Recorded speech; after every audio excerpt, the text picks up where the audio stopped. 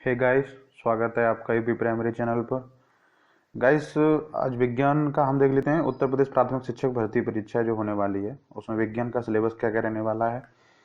विज्ञान के सिलेबस में है दैनिक जीवन में विज्ञान। दैनिक जीवन विज्ञान मतलब मोस्टली क्वेश्चन यहाँ जो आएंगे वो बायोलॉजी जीव विज्ञान से निकलेंगे और तकनीकी, क्योंकि दैनिक जीवन में बहुत अधिक प्रयोग होने लगी है अब तो तकनीकी और बायोलॉजी से निकलने वाले क्वेश्चन दैनिक जीवन में विज्ञान यहाँ पर आएंगे।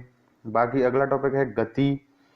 गति, बल, ऊर्जा, दूरी, प्रकाश और ध्वनि। ये जो टॉपिक हैं ये हैं आपके फिजिक्स के टॉपिक। ये आपका फिजिक्स रहने वाला है पूरा। आगे हम बात करें सूक्ष्म जीवों की दुनिया, स्वास्थ्य, स्वच्छता एवं पोषण, पर्यावरण एवं प्राकृतिक संसाधन।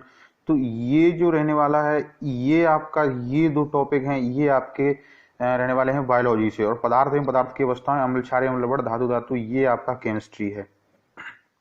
थोड़ा बहुत इधर उधर हो सकता है कि जैसे मान लीजिए गत अगर हम पढ़ते हैं, गत फिजिक्स में पढ़ रहे हैं, गत के अलावा हमसे मात्रक वगैरह आदि से संबंधित क्वेश्चन भी हमसे पूछे जा सकते हैं। तो गाइस देख लेते हैं विज्ञान के कुछ ऐसे महत्वपूर्ण तथ्य और वैज्ञानिक जो कि हम किसी भी चैप्टर में नहीं होते लेकिन जहां से प्रश्न अवश्य बनते हैं। तो इन तथ्यों को एक बार देख लेते हैं। आइए दोस्तों, सबसे पहले हैं अरस्तू जी। काफी परेशान करते हैं ये। और अरस्तू जी के बारे में ये कहा जाता है कि लगभग हर परीक्षा में एक या दो क्वेश्चन ये बना ही लेते हैं। अरस्तू, इनको इंग्लिश में एरिस्टोटल बोलते हैं। ये जो है इन्होंने अरस्तू के बारे में है कि जीव विज्ञान और जंतु विज्ञान दोनों के जनक है। जीव विज्ञान मतलब बायोलॉजी, बायोलॉजी के जनक भी अरस्तू हैं। और जंतु विज्ञान जो जीव विज्ञान की एक शाखा है, जीव विज्ञान की दो शाखाएं हैं, एक जूलॉजी है एक बॉटनी है। तो इन दोनों शाखाओं में से जो जूलॉजी है, तो जूलॉजी और जीव विज्ञान दोनों के जनक हैं अरस्तू। इन्होंने एक रचना है, इनकी रचना ये कभी कभी पूछ ली जाती है, हिस्टोरिया एनिमेलियम। हिस्टोरिया एनिमेलियम अरस्तू की एक रचना है, हिस्टोरिया एनिमेलियम। अगला देख लेते हैं जीन बैप्टिस्ट लेमार्क। जैव विकास को उन्होंने सर्वप्रथम समझाया है। नंबर 2, इनके बारे में कहा जाता है अंगों के प्रयोग, अनुप्रयोग तथा वातावरण के प्रभाव को जीव विकास में बताया। तो यहां से दो क्वेश्चन बन सकते हैं कि जैव विकास को सर्वप्रथम किसने समझाया। तो जैव विकास को समझाने वाले वैज्ञानिक हैं लेमार्क जी। और अंगों के प्रयोग, अनुप्रयोग और वातावरण के प्रभाव को जीव विकास में जो बताया है वो भी लेमार्क जी ने बताया है।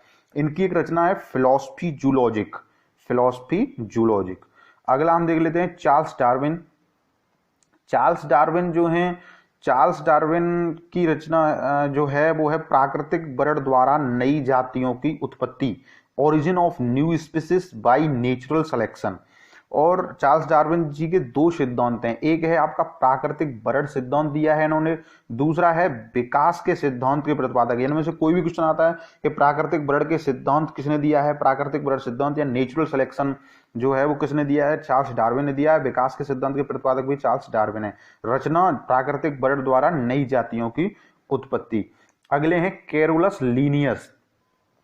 कैरोलस लीनियस जो हैं इनको आधुनिक वर्गीकी के पिता माना जाता है। आधुनिक वर्गीकी का पिता। वर्गीकी बोलते हैं जो वर्गीकी मतलब जो वर्गीकरण किया है इन्होंने। जैसे कुछ जीव होते हैं एक कोश की, दो कोश की, इस तरीके से बहुकोश की, जो ये वर्गीकरण किया है, आधुनिक वर्गीकरण जो दिया है और मॉडर्न टैक्सोनॉमी जो किया है, इसके पिता जो हैं कैरोलस लीनियस हैं। कैरोलस लीनियस ने एक पुस्तक रची है सिस्टमा नेचुरा। सिस्टमा नेचर एक इनकी रचना है। द्विनाम पद्धति के जनक भी कैरोलस लीनियस हैं। द्विनाम पद्धति मतलब जैसे मानव का जो वैज्ञानिक नाम है वो है होमो सेपियंस, तो इसमें होमो उसकी जाति है, सेपियंस उसकी प्रजाति है। तो ये जो द्विनाम पद्धति जो प्रारंभ की थी वो कैरोलस लीनियस ने की थी। तो हम ध्यान रखेंगे कैरोलस लीनियस जो है वो द्विनाम पद्धति के जनक भी माने जाते हैं। अगला देख लेते हैं जे हेक्सले। जे हेक्सले ने प्रोटोप्लाज्मा को जीवन का भौतिक आधार बताया है। जे हेक्सले ने प्रोटोप्लाज्मा को जीवन का भौतिक आधार बताया है।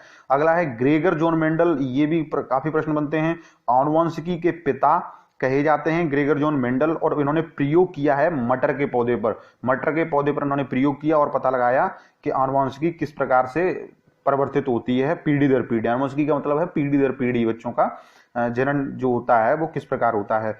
अगला है उत्परिवर्तन का सिद्धांत। उत्परिवर्तन का सिद्धांत दिया है ह्यूगो डी ब्रिज ने। ये भारतीय वैज्ञानिक हैं डॉक्टर हरगोविंद खुराना। डॉक्टर हरगोविंद खुराना जी ने कृत्रिम जीन का सर्वप्रथम आविष्कार किया? कृत्रिम जीन का आविष्कार सबसे पहले हरगोविंद खुराना जी ने किया। अगला है जीव विज्ञान शब्द का अगर प्रयोग, तो जीव विज्ञान शब्द का प्रयोग सबसे पहले जो किया है लेमार्क फ्रांस और जर्मनी के ट्रेवरिनस ने किया है। फ्रांस के लेमार्क ने और जर्मनी की ट्रेवरिनस इन्होंने किया है। चिकित्सा शास्त्र का जनक हिप्पोक्रेट्स को माना जाता है। वनस्पति शास्त्र का जनक थियोफ्रेस्टस को माना जाता है। सुजननिकी यूपीटेट 2017 में आया था, फादर ऑफ यूजेनिक्स, इसको इंग्लिश में यूजेनिक्स बोलते हैं।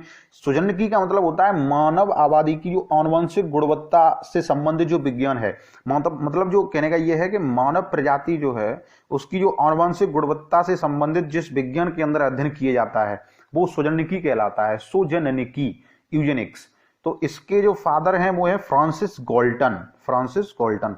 रसायन विज्ञान का जनक लेबोजियर को माना जाता है और भौतिक विज्ञान का जनक न्यूटन को माना जाता है। इसमें इतना ही दोस्तों।